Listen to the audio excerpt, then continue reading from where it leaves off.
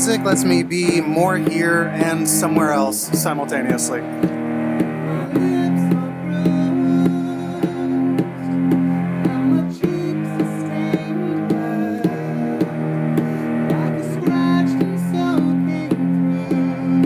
Hey there, I'm Nigel from Daughters, and this is Hear Vancouver.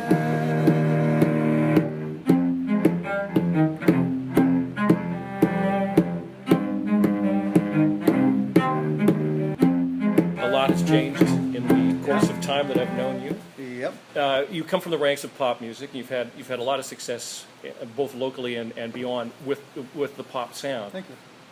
I think you're kind of veering off in a adventurous direction. Is this just out of haven't done too much of the same kind of thing? It's time for something different, or do you have different musical inspirations these days?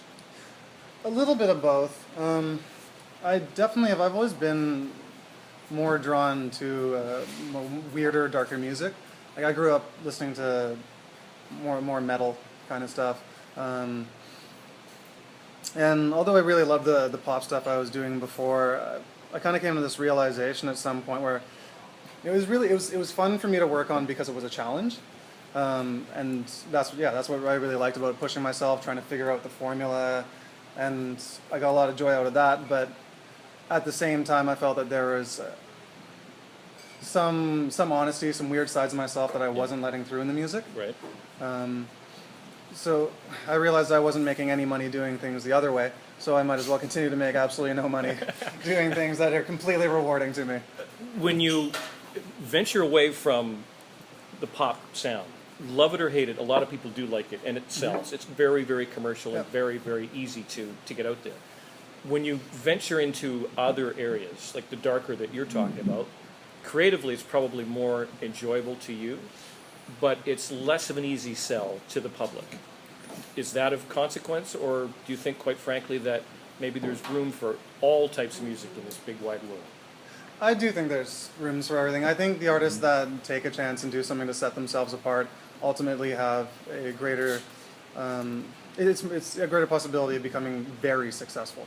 I think that if you try and do stuff, that's safe, you'll get success to a certain point, but you'll never be someone that stands apart and is remembered for what you're doing. So even though there is a greater risk in doing that, greater risk, greater payoff.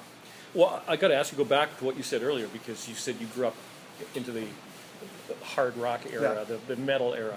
How the hell did you get into pop music then, if that was what was coursing through your veins back as a kid? I've always liked more melodic stuff. I prefer singing over doing something that rips my throat to pieces. Yeah. I like the people that do it. It sounds cool when they do it, but it hurts me. I don't have the stamina. But I did listen to a lot of pop growing up as well. I listened to Backstreet Boys and all that kind of stuff. Really? Did you have a favorite? Yeah, I Want It That Way. Oh, a good song. Yeah. Who was your favorite Backstreet Boy? Oh, AJ. He's a badass. Badass, Yeah. okay. Yeah. So yeah, I've always liked the more badass end of things. Yeah, I guess I got more into pop because it was a challenge for me. I did start by writing rock, but it was too easy. If you grow up listening to something, or if you grow up doing anything and immerse yourself in it, it'll come as second nature for you. So doing rock wasn't challenging for me, and pop presented itself as more of a challenge. Okay. So I want to talk about the concept of daughters, and it's DOTTERS, not like sons and daughters. Yeah. What goes into a name? Because I've asked you before. You came from a band that was called By Starlight. Yeah. And I'm always intrigued by names and what draws you to them, and what the elimination process is like. Like, what ones were you checking out before you went, going to be daughters? When I set out to do this project, I was working.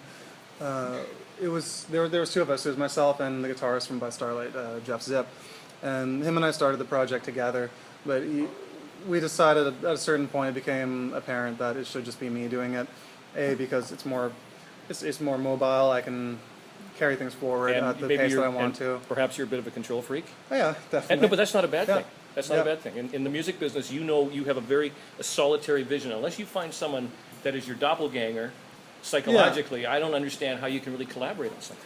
Yeah, I think I'm a control freak in some aspects when it comes to music, but I do really appreciate what collaboration can do. I know, like with Jeff, what I would do is I I would generally record the skeletons of the songs, so I'd have everything. I'd have the vocals written, recorded, where I want the structure to go, most of the instruments set out, and then I would send him the sessions, and he would come back with something sounding completely insanely different often, but still following what I originally set out. So I really like that because it just adds more personality, I find. Same thing with working with the cellists today. Like, the song was of course already written and recorded, but I show it to them like, I don't know how to play cello. You guys do what you're good at. I like that. I like trusting other people to be good at what they're doing. That said, the control freak aspect comes in that I have to know that they're good at what they do first. I'm not going to, I'm very selective of who I work with. But working with two cellos, and again, that's relatively adventurous territory just to say working with two cellists, but could you see yourself maybe expanding more musically with the people that accompany you? Definitely, yeah. Something I really want to do now that it is just me is more collaboration. Because there's a lot you can get from working with other people. I'd really like to work with more hip-hop producers. I think that would be really interesting because that's a whole genre instrumentally that I know absolutely nothing about. It sounds like you really want to shake the musical foundations and expand the parameters, and hey, good on you for that. Yep. Where does it go from here? From here, putting more music out and music out consistently.